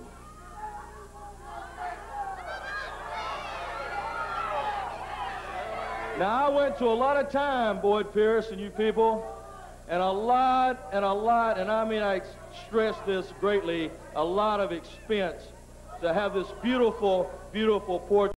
Another one like it in the world, fixed and made. So what I'm going to do, I'm going to make a little offer to all you wrestling fans watching. A little contest here. You've always been asking about how can you have a piece of hot stuff. Well, all you have to do, ladies and gentlemen, is write in 25 words or less why you would like to have this portrait. My gift, I'm giving this out of the heart of myself. My gift, 25 words or less, just send it in care of Mid-South Sports, and Eddie Gilbert, and this will be theirs, Boyd Pierce. And I know it's a lot to be given, but I think somebody deserves it. There you are, ladies. Whatever turns you on, different strokes for different folks. Let's go back now to Jim and Joel at the desk for the time limit. In the red corner at 255 pounds from St. Petersburg, Florida, Buzz Sawyer, the Mad Dog. And across the ring from New York, Broadway Joe. Broadway Joe, the bell is sounded. Broadway Joe Malcolm is in there with a Mad Dog, and he is as physical and as brutal as anybody in professional wrestling. And he is taking it to Broadway Joe. He may wish he was back in the Big Apple after Mad Dog Buzz Sawyer takes a bite, and he is taking a bite, literally out of the Broadway man. This man is as physical as anybody you'll ever see in professional wrestling. Broadway Joe just barely getting that coat off, and he looks dazed and confused. Sawyer, he has him up. He's got him on the turnbuckles. What's he doing? Oh! He planted him. That is the most devastating power I've ever seen in wrestling right there. The Mad Dog, Buzz Sawyer, didn't get his bandana off. Look at the face. Look into the eyes of the Mad Dog right there, and we'll be back with Mr. Unpredictable, Dick Slater, right after.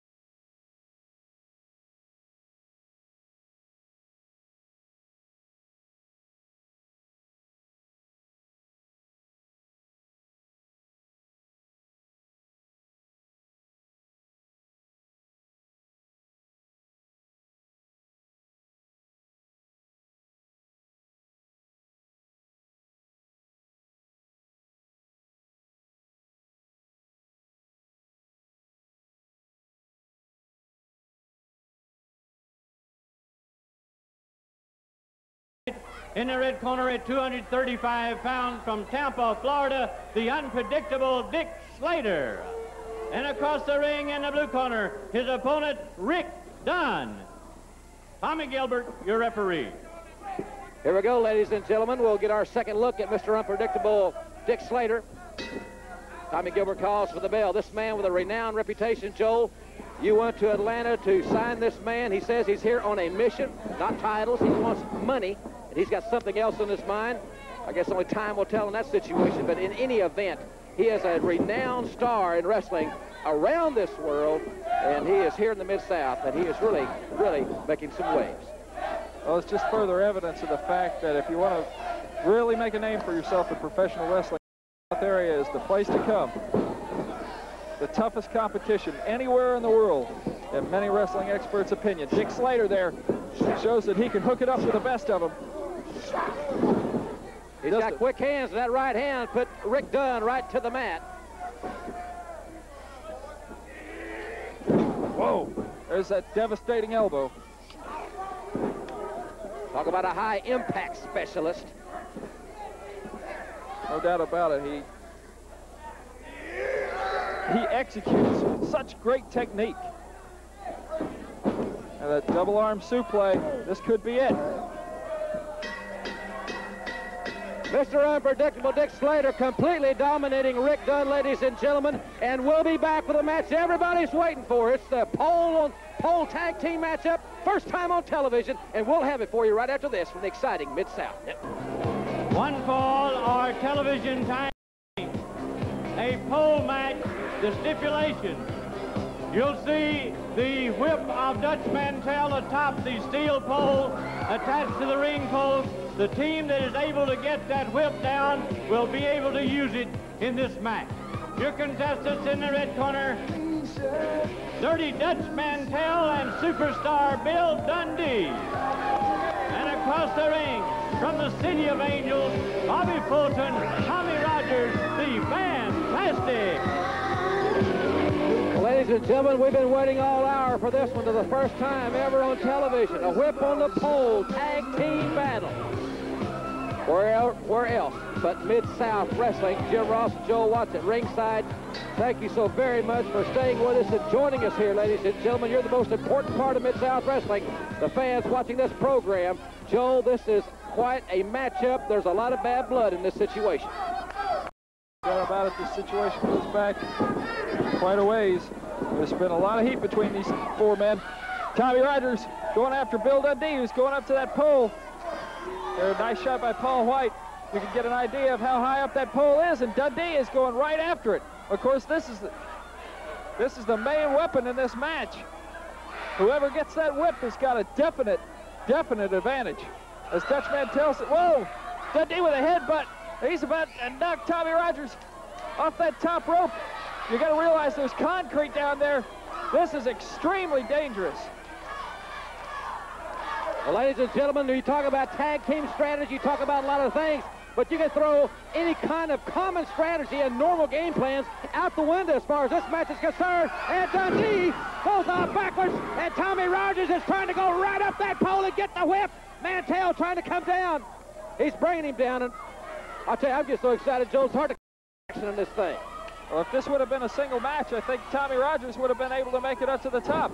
A definite example of the strategy that you were talking about. Or the strategy going out the window, rather. There goes Dundee into the boot of Bobby Fulton. Oh, Fulton with that hard right cross. Dundee goes tumbling down. He makes the tag to Dutch Mantell. Bobby Fulton again immediately going after that whip. You hear the fans getting behind Bobby Fulton. These two men, such tremendous athletes. They're so quick. There goes Tommy Rogers, like a cat, up that pole. But Dutch Mantell's got him by the ankles. Mantell has got him by the ankles. He's got both feet. Boy, it's a dangerous situation for Tommy Rogers. Oh. I tell you, it's a dangerous situation all the way around. And it's hard to call the action. It's so unorthodox, ladies and gentlemen. Tommy Rogers hung in the ropes. He's in a very precarious position. Look at Mantell climbing right over him and his legs tangled. He's climbing right over like he was a stair or something. And Fulton coming back, and there goes the Dirty Dutchman. Rogers desperately needs to make the tag, but Dundee, now look at Dundee going up the pole. Well, the focus has certainly been on that bullwhip thus far in the match. And Jim, again, I reiterate how extremely dangerous it is up there. Dundee with a fall from way up. Bobby Fulton go up. He's scaling the pole. He's about to get it. You got to realize, too, Jim, when these men get to going, this kind of physical activity, you tend to build up quite a sweat. And that can hamper your progress up that pole. Look at Mantell climbing right over Fulton. He wants that whip. He wants his shoe baby, and he wants it bad because nobody, and nobody in their right mind wants to feel the sting of that bullwhip. Mantell has said on many occasions that that whip can stop a 1-ton bull. There's no doubt it can stop a 225-pound wrestler. Fulton with left crosses to the chin of Dundee. Dundee staggered. Fulton getting a taste of revenge on Dundee. Dundee and Mantell have pulled out all the stops. Anytime they've been in any kind of confrontation with the Fantastics, no tactic is beneath them. Dundee goes again to the pole, but Bobby Fulton stops him. Dundee with a hard turnbuckle. He's scrambling for that pole. Up he goes. Look at Dundee after him. Dundee is just like I don't know what. He just run at the pole. He's agile. That's one thing I'll say. All four of these men are agile, for that matter. Dundee has exceptional balance. Oh! Dundee there with a bad fall. Dundee tied in that top rope. We got now all four of them, I'll tell you. This match has been from one side to the other side, up and down the pole. It's quite a rivalry you've got right here on these four athletes. Mantell coming. Mantell stopping Fulton from going up the pole. I feel sorry for Carl Fergie, Joel. He's having a heck of a time controlling things as Rogers goes out. He most certainly is, Jim. This match has been mayhem from the bell. It has been a Pier 6 brawl with an interesting twist. That bullwhip on the pole. Momentum slowing down a little bit now. I don't know what Dundee and Mantell are both doing in the ring. Fergie's got to get one of them out of there. He most certainly does, but Tommy Rogers decides to even up the score as he comes in, and once again, all four men in the ring. It's a Donnybrook. All four of them in there, they're going fist and fire, ladies and gentlemen. Remember, the ultimate prize is to get up the pole and get the bullwhip. I don't know if that's on their mind right now. Yes, it is. There goes superstar Bill Dundee trying to get up the pole. He's going up, Jim, but he... Look at Fulton shaking the ropes. Dundee can't get his balance. As Rogers and Dundee are still hammering each other, Dundee slammed off the top rope. Just Mantell goes up. Mantell quickly going up, but Tommy Rogers is after him. Rogers is after him. He's got him stopped. Whoa, there goes Dutch Mantell off the top rope. These men are going to be hurting in the morning, Chip. There's no doubt about it.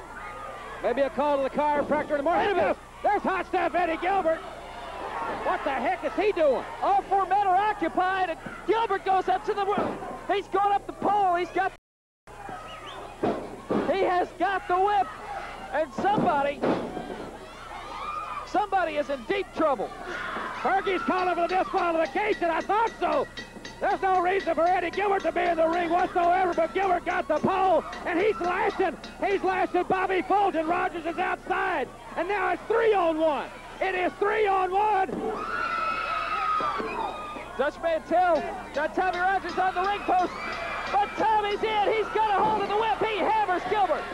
He hammered Gilbert. He nails Dundee with the butt of the whip. He's got Dutch Mantell down, and he's choking him with that whip. Dundee went all the way over the top and all the way out of the concrete, and they're nailing Dutch Mantell.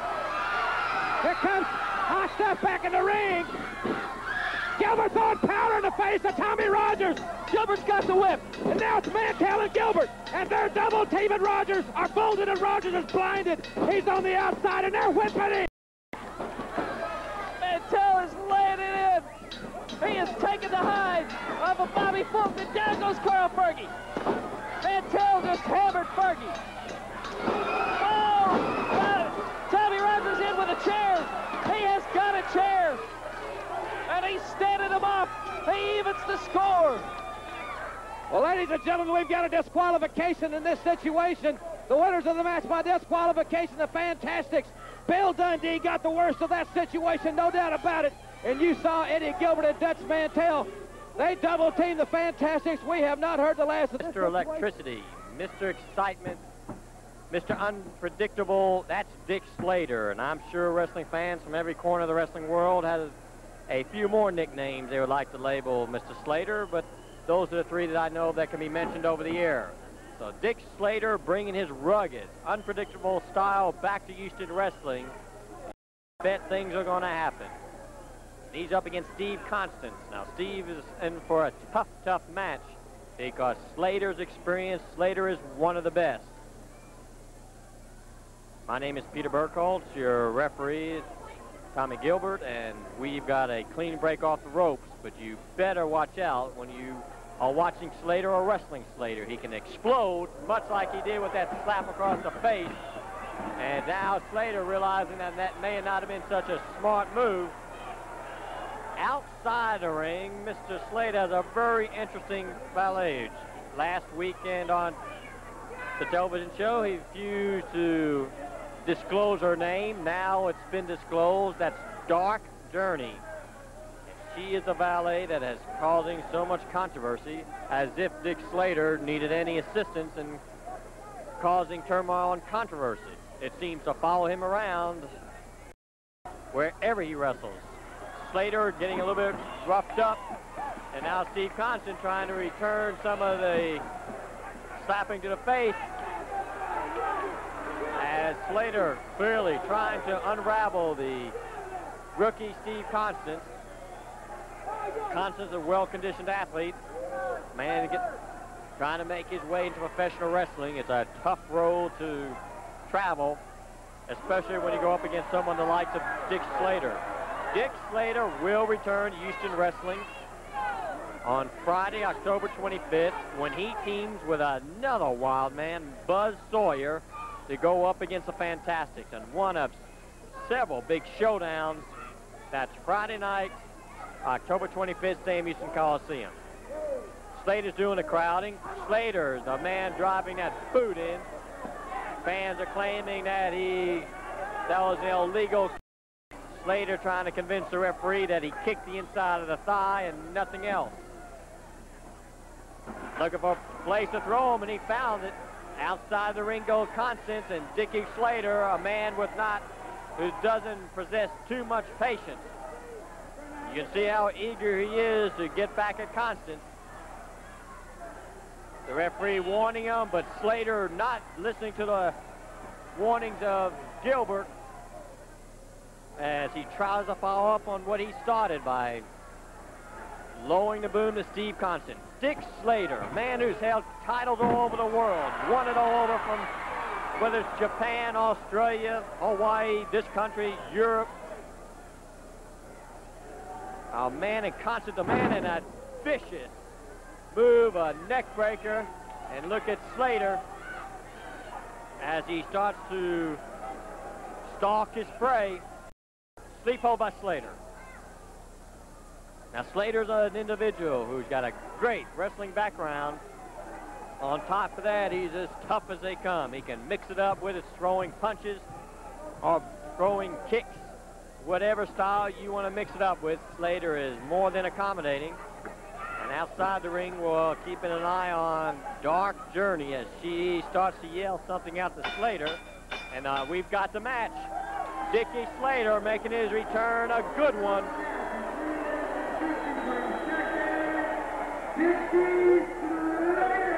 And that's his valet, Dark Journey, as she raises the hand of Dick Slater as he sends a message to Mid-South and Houston Wrestling. Dick Slater has returned. All opponents should beware. We'll be back with more wrestling action in just. Let's pick up this battle in progress. The battle between Dickie Murdoch, who started as the North American heavyweight champion, and the challenger. He's down on the canvas. He's having a leg stretch put on him. He's having that toe hold applied with it, and it's pulling that ankle over to the right, and that's Hacksaw Butch Reed. And Butch Reed is in trouble. Referee Carl Fergie down close, giving him the option of quitting if he wants to. He knows that men quit under this kind of pressure, and so does Dickie Murdoch. Murdoch, who is a rare combination of a man who is able and capable of turning on wrestling science and technique, but who loves nothing better than to get his opponent mad and get into a back alley brawl. And with Hacksaw Butch Reed at the Coliseum on Friday night, he will have a willing opponent who will meet him at any form of wrestling that he wants. And here, as he tries to snap against that elbow, snap against the shoulder by putting the sudden jerk arm, Dickie Murdoch gets down low so that he can come in and keep punishing that leg. Murdoch is enough of a veteran to realize that once you've hurt one part of a man's body, you should never forget about it, that it's always there and inviting the weak spot that you need in order to overcome a fellow as strong as Hacksaw Butch Reed.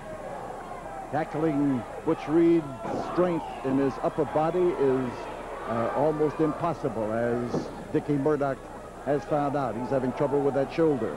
And Murdoch had been working on the leg, and when Reed recovered, he decided to use his arms to apply the kind of punishment that he wanted. These two men meet for the North American heavyweight title in a no disqualification match at the Sam Houston Coliseum on Friday night. And in the match, Hacksaw Butch Reed will go in defending his newly won title.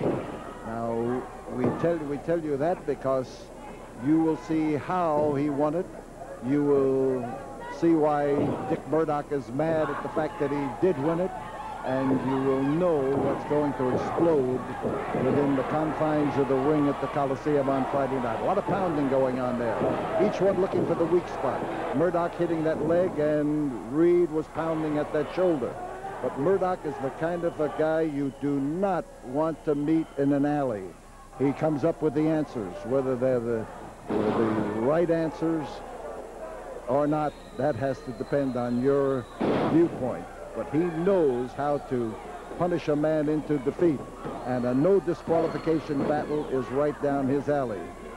But I have never heard anybody refer to Hacksaw Butch Reed as a man who didn't take a lot of satisfaction in being able to knock off the toughest kind of opponents and the toughest kind of matches.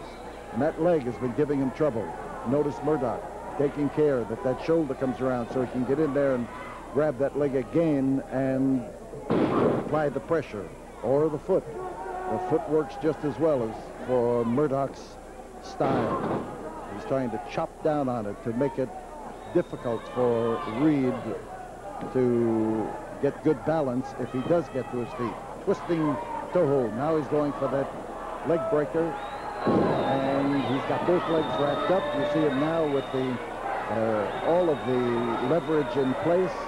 Murdoch doing the pulling, and Hacksaw Butch Reed is in the most difficult spot he has been in since this match started. This match took place in New Orleans, and the return match that Murdoch demanded will take place at the Coliseum on Friday night to top a 9-match card featuring 20 of the top wrestling stars, including Jake the Snake Roberts, who meets Humongous, the man with a mask, in the specially featured Cole feature. So here we've got a wrap-up of legs. This is a leg-breaking hold. Don't try it, and don't try to get into this position at home because you may not be able to get out of it.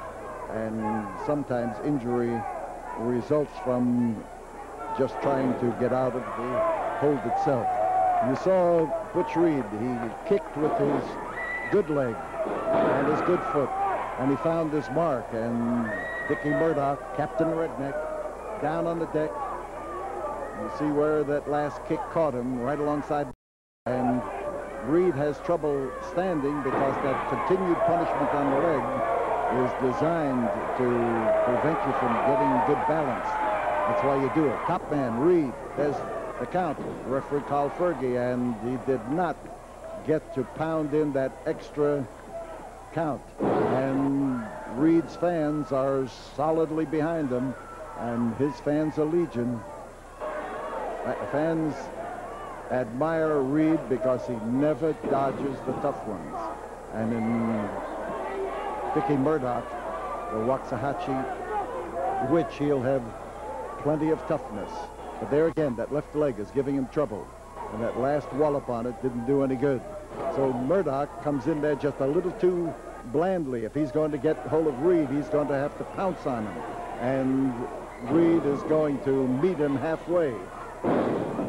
So the redneck And Reed, that time as he threw that leg, was aware that he didn't have full strength, but sometimes half his strength. He's the guy who plays around with 500 pounds in bench presses. Watch this, that injured leg down on top of Murdoch's leg, and in that leg-breaking move, you can pop the tendons in that knee, and Murdoch is well aware of it. Get it just a little behind, and that leg is going to fold up underneath. There's the count of 2. Fergie got the 2, and Reed underneath is fighting to keep his shoulders up and having a lot of problem doing it because he doesn't have all of the use of his legs, and you need legs in order to get the leverage that's going to get you up off the canvas. So Murdoch's in behind, and Murdoch's doing the pounding alongside the jaw, and he makes himself now for what he thinks will be a last effort.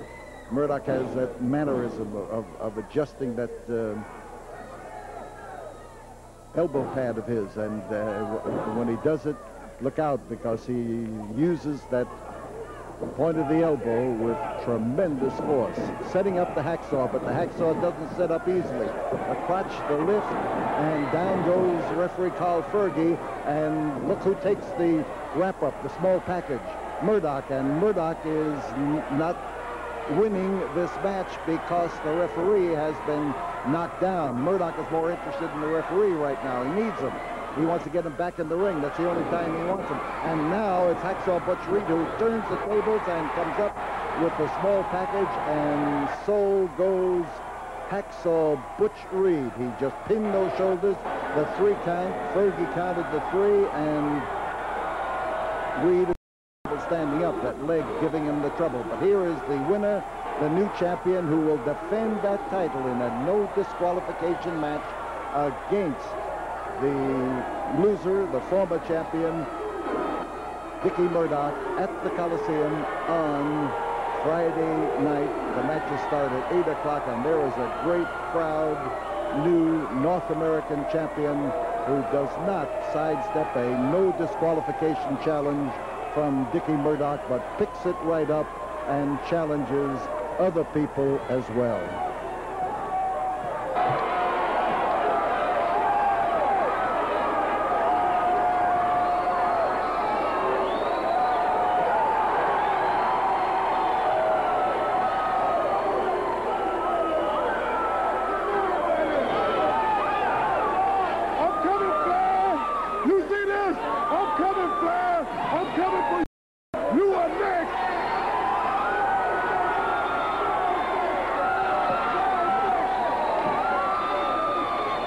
Not the only one who'll be gunning for Butch. One thing is for certain. Butch is ready for Ric Flair and the world's heavyweight title. One thing's in my mind. Ric Flair's next. North American title, NWA title is next. Watch Mid-South Wrestling for further highlights of this great match. This Friday night, ladies and gentlemen, the Sam Houston Coliseum, a tremendous collision for that North American Heavyweight Championship. I'm Jim Ross. Thank you very much for being with us, ladies and gentlemen. This Friday night at 8 o'clock at the Sam Houston Coliseum, the North American title will be on the line. It's going to be Hacksaw Butch Reed against the challenger, Dick Murdoch. And listen to this. It's no disqualifications. We'll hear some comments from the champion right here with me in just a few moments. But right now, let's hear these pre-recorded comments from Captain Redneck. You know, Butch Reed, I'm still sitting over here in my dressing room, lonely, not a person around, with still the silence of defeat. And I've got word through the grapevine that you're over in your dressing room having a big party. Everybody's over congratulating you. You know, all the rats jumped ship. You know, before the match, they were all around me. Hello, champ, good luck. Now it's congratulations, Butch, what a champion. Well, one match doesn't make you a great champion, Butch Reed, even though it was a very, very tough contest. Butch, put your name on the dotted line. Let's go for a no disqualification match. I had your shoulders down out there. I had you beat for a 3 count, but there wasn't a referee around. And if I had a chance, I'd win a match the same way you did, Butch. Put your name on the dotted line. No disqualification. Let's see what happens then. Well, the name has been placed on the dotted line, I understand. This Friday night, this piece of gold, 27 pounds of silver and gold to be exact, with no disqualifications. Congratulations. I saw that match. It was a classic, Butch, and best of luck to you this Friday night. You know, I done fought long and hard. for my goals, to accomplish my goals in professional wrestling. This is one of them right here, the North American Championship. Dick Murdoch is not an easy man to beat, and he gave me time after time the opportunity to win this thing. He's a sportsman. He's a competitor. That's right. But that's some of the same traits that you have. That's right. And you know what I'm doing? I done signed Murdoch. I done signed the way you want it. No DQ. This is it, Murdoch. I'm on a roll. It's going to be 60 minutes of anything you want to do, because we ain't going to have no excuses. We ain't gonna believe it in nobody's mind that this could happen or that could happen. It's gonna be all right there any way you want it. Murdoch, this is the last time, because after you, baby, I got my mind on the NWA title, and I got to keep it live. This Friday night, don't miss it. And there you see Ric Flair going for his figure 4 leg lock, which no one can break, but fortunately, because of your football and your background and God's gift to you of size, your legs are big, and he has not got your leg, that's the figure 4 part, up high enough where it's into your knee that causes that excruciating pain. You've got it slipped down there to the shin area, and he can't really complete the figure 4 leg lock. It looks like you're trying to get out of it desperately. Well, that's right, Cowboy. That was one of them fancy Dan moves that old Hacksaw's not too used to. But I just know if I kept plugging and kept working and try to tuck my hips, that I could flip him over and reverse that fancy Dan hold. That's right, and now the pain goes to him because his legs are in that perfect figure 4 position. You've got him in a lot of pain there, but he slapped Tommy Gilbert. What you couldn't see on camera there was Ric Flair reached out and slapped the referee, Tommy Gilbert, to get Tommy Gilbert to disqualify him, intentionally getting him disqualified to save his title. Well, it caught me off guard a little bit there. For a second, I thought I've actually won the world's title there. The referee is going to go disqualify, but of course a little persuasion. I want a real good shot at that title, and I don't want no disqualification. I want a piece of Ric Flair. Of course, there you see the referee says go ahead and wrestle. And Ric Flair's really unhappy. He thought he'd saved his title. He's a desperate man. He doesn't want to face you there. He knows the tremendous backing you have all throughout the Mid-South and the tremendous determination you have. So there you go. A little bit over-anxious, shows maybe a little bit of inexperience in a type of World Championship type match, but that's just the way I am. I got to go for it 110% with a gusto, and he just kind of caught me with that quick knee.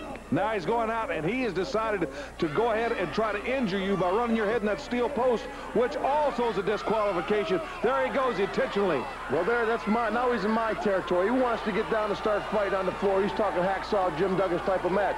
Of course, so there again, I lost my head and went ahead and rammed his head into the turnbuckle, not realizing it was disqualification. And then here the referee is, and of course now the realization of the DQ is coming.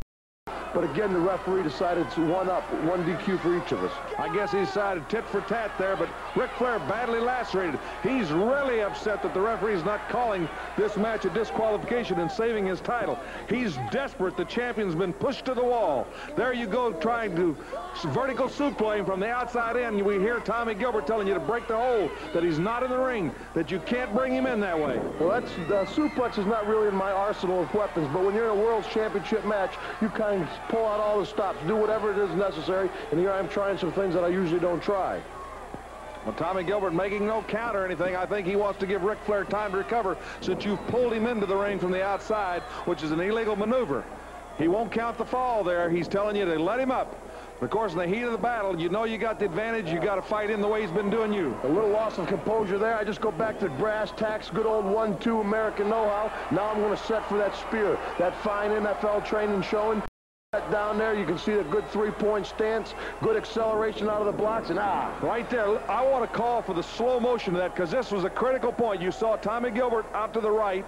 As you're coming for that spear, we see Ric Flair pull Tommy Gilbert into the way. He threw the referee's body in between him and yourself, dove out of the way, and you annihilated the referee here, and I think that was a straw that broke the camel's back, but it all shows the desperation of Ric Flair trying so hard to hang on to the title. He's forgotten about trying to beat you, Jim. He's just trying to hang on. Well, of course, fatigue has started to take its toll now in a long, grueling match like it is, and I do agree with you there that he did pull Gilbert deliberately in front of me, trying to cause a disqualification.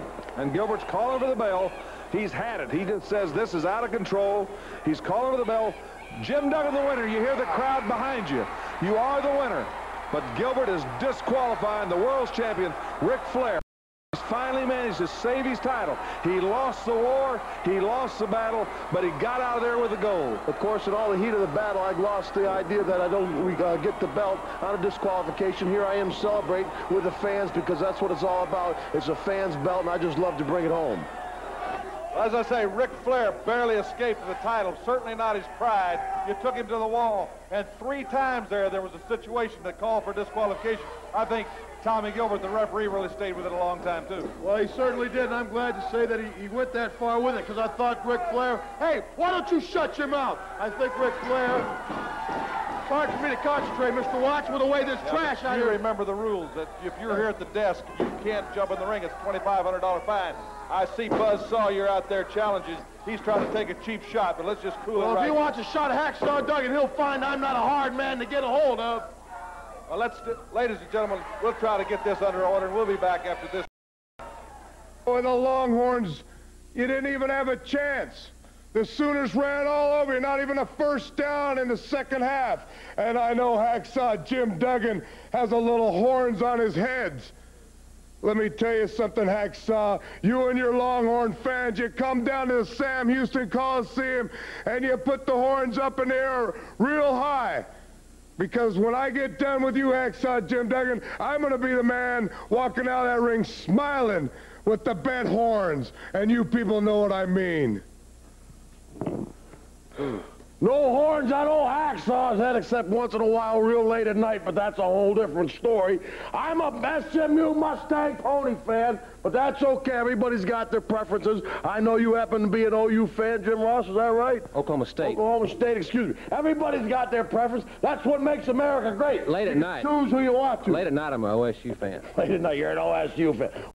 What kind of fan I am? I'm a Sam Houston wrestling fan, baby, because every time you're down in that Sam Houston Coliseum, the place gets a little crazy. I start walking on out there, and I can start hearing the people coming, baby. As I'm stuffing through the ropes, they're really churning. And when I put my hands on the hips, the place is in a frenzy, baby.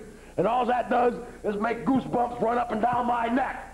So, Dr. Death, you know, let's go back a little ways and think about when we had Skandar Akbar tied up there in an A-train. Who comes sneaking down like a big old rat he is? Dr. Death cuts him on loose and drags his can back to the dressing room. Didn't want to pay no dues. What happened in a football match, Doc, when we took the ropes off and just banged heads for a while, and I knocked you out of the ring? Things got a little tough. You took off back to the dressing room. Houston, Texas, Doc, you and me nose on nose. There's no question. Everybody knows Steve Williams and I were good buddies for a long time. I used to have him come over to my house. Big old feet up on my coffee table, chewing tobacco. Well, that's okay, Doc, but some of the things you've done, you're going to have to pay for. Tough guy. This match on Mid-South Wrestling won't fall with a 10-minute time limit. Introducing first in the red corner, at 255 pounds from St. Petersburg, Florida, Mad Dog Buzz Sawyer. His opponent weighs 225 pounds from Chicago, Mike Nichols. The confrontation taking part, the bell has yet to ring. Mike Nichols as he takes on the chain-wielding Mad Dog Buzz Sawyer. You see the referee call Fergie trying to get them apart. Before the match starts, he's explaining the rules, but you see the unruly Mad Dog. Bill, this looks like this is the first match. If it is, we're in for a wild and woolly night. That's right. He's challenged Hacksaw Duggan even during the commercial break, and Duggan has had green. Buzz Sawyer, the man that calls himself the master of the dog collar match, and he asked Mike Nichols to put it on and go dog collar style, but Mike was, I'm sure, making it crystal clear he hadn't signed that kind of match. That kind of match is for a different breed of cat, a guy that's, you know, got one oar that's maybe not too stable in the water, because it's a brutal match. And I'll say one thing, Buzz Sawyer keeps challenging Hacksaw Duggan, and you don't have to send him an engraved invitation to come to any kind of fight. Buzz Sawyer, a tough athlete, an explosive individual, a man that's, he lives with the dogs. He's got Rottweilers, pit bull dogs, everything. He is, like I say, he sometimes is more animal than man. Powerful, explosive, 250 pounds, an international star. That the North American title situation is heating up. Everything is heating up here. Seems like it. Oh, did you see that move? see that power slam? He climbed up he just came off. I think he just planted Mike Nichols like no man has ever been planted. And the brutal tactic gains a victory for the Mad Dog, and we'll return after this word. Mad Dog, he's got that chain out. Hold everything, Boyd. He's wrapping that chain around Mike Nichols' neck. Carl Fergie trying to restrain him. It's an automatic disqualification if you attack your man after the fall. He had the chain that was over in the corner and used it. Now we'll be back right after this word from the exciting Mid-South Wrestling Television Network.